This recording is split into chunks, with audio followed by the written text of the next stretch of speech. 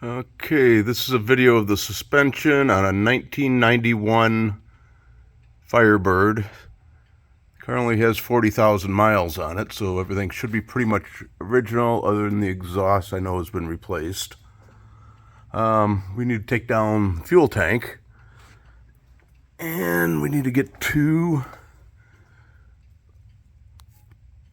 those two bolts up there. You can't even see them up from here. Okay. Anyway, we take down the exhaust, but first thing we need to do is take down the panhard bar. This is the driver's side. And it comes straight across to this side. There's another bar on top of that. We'll need to take out the stabilizer bar. So it's hooked to the rear end there. Comes across into there. And then it bolts up into that bracket. We'll take out the shocks. We're also going to replace the shocks while they're out. We'll be replacing the springs. There's our fuel lines.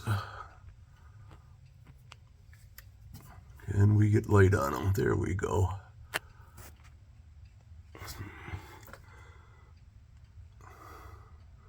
The brake line will come loose and be replaced. There's our fuel lines. We're facing from the middle of the car, facing out towards the driver's side. And there's the fuel filter. We'll replace these trailing arms or track bars. Looks like the flange is on the inside on this side of the car, on the driver's side, and the notch is facing down. Don't know if that's significant. Same with this one. This is the front edge of that track bar. Here's the passenger side. Here's the front edge. And this one, the flange is to the outside. And the notch is also still facing down. So I wonder if these aren't kind of built to be on both sides. There's a shock on the passenger side. We're also going to have to pull these brake lines loose because we're going to take the entire axle out and paint the thing.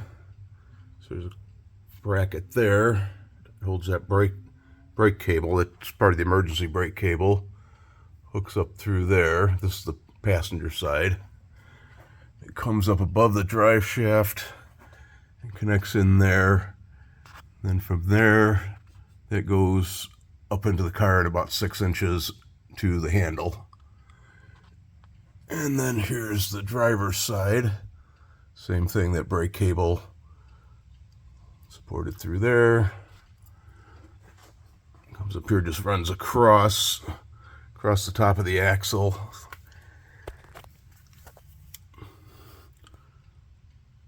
And down into the brake drum. And we're going to take the drive shaft out, so we've got to pull this metal brace that runs up to the transmission. And we'll pull the U-joints out. All that so that we can get to the exhaust system. There's the bolt that'll disconnect that. Then we can unbolt the entire exhaust and drop it down. This is the passenger side. There's a support up in there. On the driver's side, there's a support right there. We'll have to take out shields.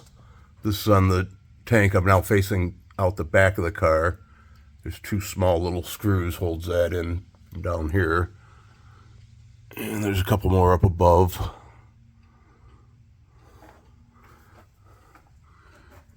Here's a shot inside the spring. Don't know if that's going to help us any. There is an orientation for that.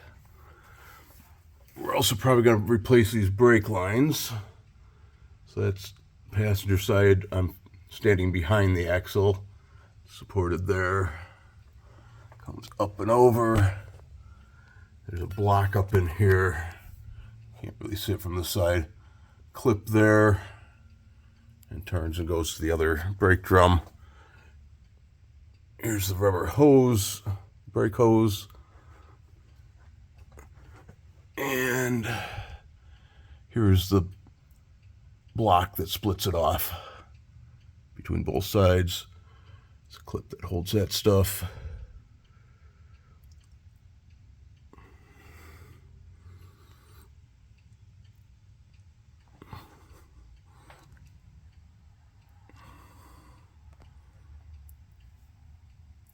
Passenger side again. Standing in the middle of the car facing back. And there's the drive shaft right there.